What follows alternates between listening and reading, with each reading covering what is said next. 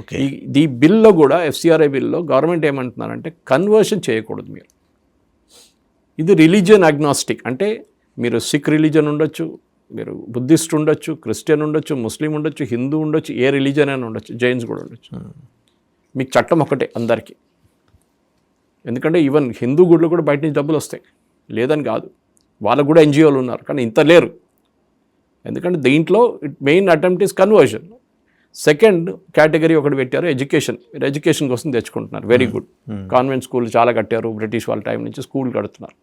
దా strategy చాలా clear. ఎందుకంటే వీళ్ళు పేదోళ్ళ దగ్గర ఏమంటారు, అమ్మ మీ పిల్లలు ఉన్నారా, చదువుకోలేరా, అమ్మ ఫీజుకి డబ్బులు లేదు, ఒక పని చేయండి, మా స్కూల్ పంపించండి, free education. Hospitals, next college, దాని తర్వాత హాస్పిటల్, అన్నీ ఫ్రీ. న్యాచురల్లీ మెల్లగా వాళ్ళని కన్వర్ట్ చేసుకుంటారు. ఇప్పుడు గవర్నమెంట్ ఏమంటున్నారు, ఇది నడవదు. ఓకే, మీరు దేనికి తెచ్చుకుంటారో దానికే వాడండి. మీరు if you got it for building a college are a university, మీరు దానికే డబ్బులు వాడుకోవాలి. అక్కడి నుంచి మార్చి మేము పువర్ పీపుల్ ఫీడింగ్ పెడుతున్నాం, సారీ, నాట్ అలౌడ్. సో ఈ టైట్ చేసిన దాన్నే వీళ్ళు ఏడుస్తున్నారు. లేకుంటే ఒక నార్మల్ జెన్యున్ NGOకి ప్రాబ్లం ఉండదు. ఓకే, మీరు ఈ 3-4 హెడ్ ఆఫ్ అకౌంట్స్ని చూడండి, దాని మీద మీరు చేయాలి. మీరు ఏదో మేము పేద ప్రజల కోసం పని చేయబోతున్నాం, ఏంటి పేద ప్రజలకు పని? వాడికి 25 కిలోల బియ్యం ఇచ్చి కొంచెం డబ్బులు ఇచ్చి వాడిని కన్వర్ట్ చేసుకుంటారు. పాస్టర్లకి టార్గెట్ ఉంటుంది, నెలకు సంవత్సరానికి టార్గెట్ ఉంటుంది. ఇది మెయిన్గా గవర్నమెంట్ టార్గెట్ చేస్తున్నారు FCRA రూల్స్. ఇదొక పెద్ద ప్రాబ్లంగా వీళ్ళు అనుకుంటున్నారు, కానీ గవర్నమెంట్ ఇది ఈజీగా పాస్ చేసుకోవచ్చు. ఎట్లా సార్ అంటే ఒకసారి మళ్ళీ లెక్కలేద్దాం. వీళ్ళకి వాళ్ళిద్దరు కలిసి వచ్చిన, అంటే స్టాలిన్ వస్తాడని అనుకోవట్లేదు దీంట్లో, ఈ విషయం ఇది అక్కర్లేదు Stalin support. This is a simple majority. అంతేనా? సింపుల్ మెజారిటీ ఉంటుంది. దిస్ ఇస్ కాన్స్టిట్యూషన్ అమెండ్మెంట్ కాదు కదా.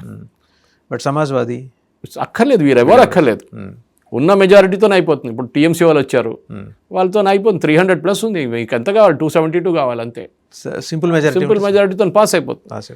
మీకు కాన్స్టిట్యూషన్ అమెండ్మెంట్ కావాల్సింది ఉమెన్స్ రిజర్వేషన్ బిల్, బికాజ్ కాన్స్టిట్యూషన్లో మీరు డీలిమిటేషన్ కింద మార్చుతున్నారు. అక్కడ కూడా గేమ్ ఉంది వాసుదేవన్ గారు.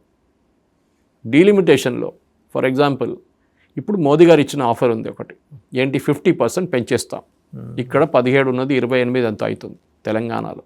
ఓకే, సో ఇట్లాంటిది అన్ని స్టేట్స్కి పెంచుకుంటూ పోతాం మేము. అప్పుడు 7 మొదలు అరే యూపీకి 120 అయిపోతుంది 80 నుంచి. తెలంగాణ పాపులేషన్ అంతా వాసుదేవన్ గారు 4 కోట్ల. మనకి ఇప్పుడు 17 సీట్లు ఉన్నాయి. ఓకే, ఉత్తరప్రదేశ్ పాపులేషన్ 24 కోట్లు, వాళ్ళకు ఉన్నది 80 సీట్లు, అంటే 6 times కన్నా ఎక్కువ. మన పాపులేషన్ ఎంత? 4 crores. 71లో జరిగింది ఇది.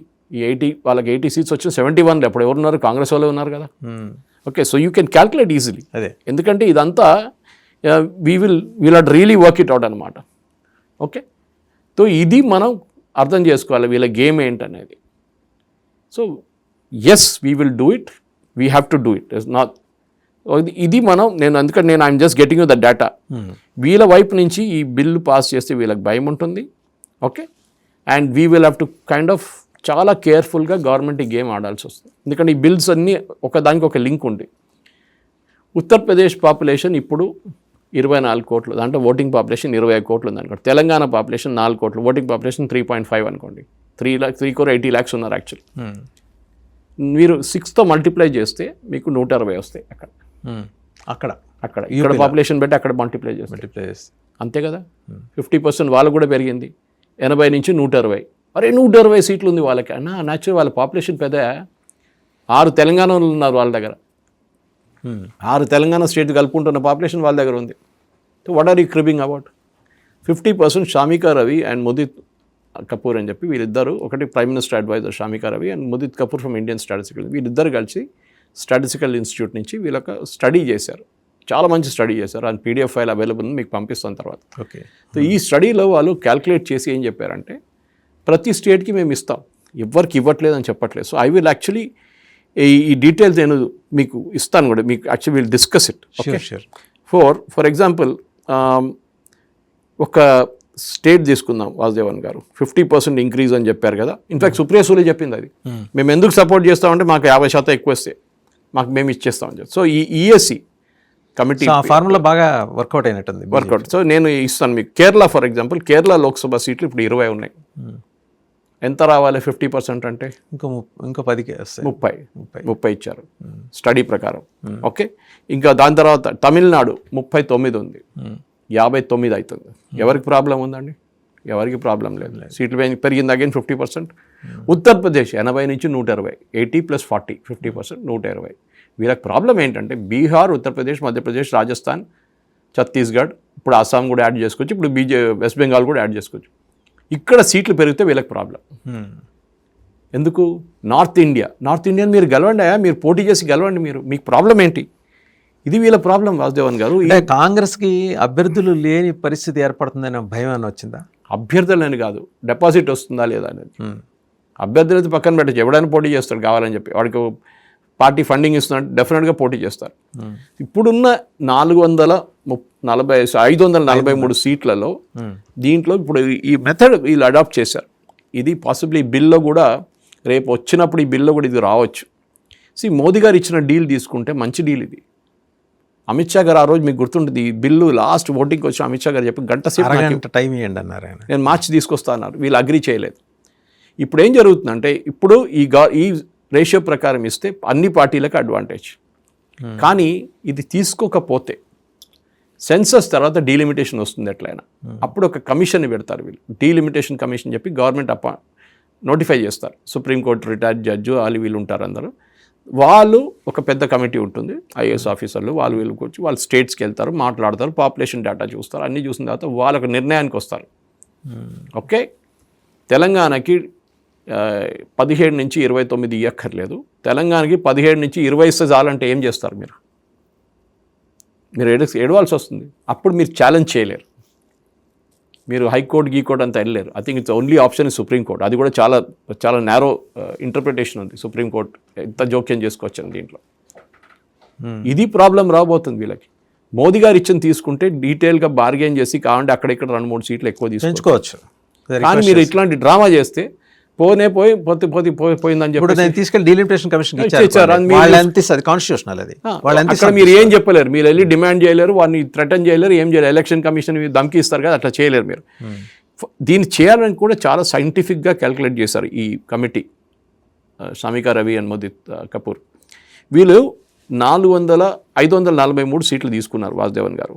దీంట్లో 170 సీట్లు ఓకే దీన్ని వీళ్ళు స్ప్లిట్ చేయడానికి ప్లాన్ చేశారు. 170 సీట్లు చాలా పాప. మనం మల్కాజిగిరి తీసుకుందాం. మల్కాజిగిరి ఎంత ఉంది?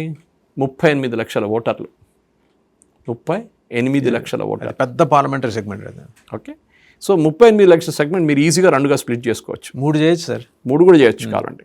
సో ఇప్పుడు మీరు తీసుకోండి, ఇప్పుడు 170 of the 543 constituencies will increase to 824. 543 నుంచి 824 వెళ్తుంది. దాంట్లో 1/3 will be given to women reservation ప్రకారం. అదే లింక్ వచ్చింది అక్కడ. ఓకే, దీంట్లో డెఫినెట్గా ఈ సీట్లు పెంచుతున్నప్పుడు వీళ్ళేమన్నారు, దీంట్లో 59 2-వే స్ప్లిట్లు, అంటే 170 సీట్లలో 59 సీట్లు 2-వే స్ప్లిట్. మల్కాజిగిరి తీసుకొని 38, 14 కోసిస్తారు. అప్పుడు కూడా 28 అయింది, అక్కడ 38 ఉంది. ఇప్పుడు 3గా కట్ చేస్తారండి. అప్పుడు 3-వే స్ప్లిట్ అవుతుంది. 3-వే స్ప్లిట్లో 111 కాన్స్టిట్యున్సీస్ ఉన్నాయి అక్రాస్ ద కంట్రీ.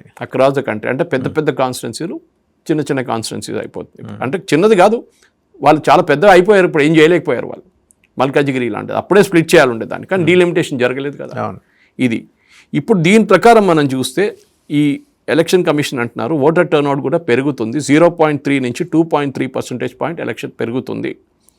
దీంట్లో 3-వే స్ప్లిట్లో maximum number of seats split కాబోతుంది. ఉత్తరప్రదేశ్ పాపులేషన్ ఎక్కువ, 17 సీట్లు. ఓకే, మహారాష్ట్ర 12 సీట్లు, బీహార్ 10 సీట్లు, వెస్ట్ బెంగాల్ 10 సీట్లు. ఎందుకంటే వీళ్ళందరి population same. They have huge increase in population. అది మైగ్రేషన్తో ఉండొచ్చు, పాపులేషన్ గ్రోత్తో ఉండొచ్చు, వెస్ట్ బెంగాల్లో ఇల్లీగల్ మైగ్రేషన్తో ఉండొచ్చు, అన్నీ జరగవచ్చు అక్కడ. తో లోక్సభది ఇప్పుడు మీరు నార్త్ అండ్ వెస్టర్న్ స్టేట్స్ చూస్తే నార్త్ ఇండియా మోదీ గారు సీట్లు ఎక్కువ ఇచ్చారు. కాదు, నార్త్ ఇండియా లోక్సభలో చూస్తే మీరు 23.6% ఉన్నది, ఇప్పుడు 23.7%. ఎంత? 0.1% అంతే పెరుగుతుంది. వెస్టర్న్ ఇండియా 45.2 ఉంది ఇప్పుడు అన్ని వెస్ట్ ఇండియా స్టేట్స్ అన్నీ కలుపుకుంటే, మీరు అక్కడ 45.2 ఉన్నది 45.6 అవుతుంది. అంతే 0.4% పెరుగుతుంది. ఎక్కడ డిస్క్రిమినేషన్ ఉందండి? అర్థం కావట్లేదు నాకు.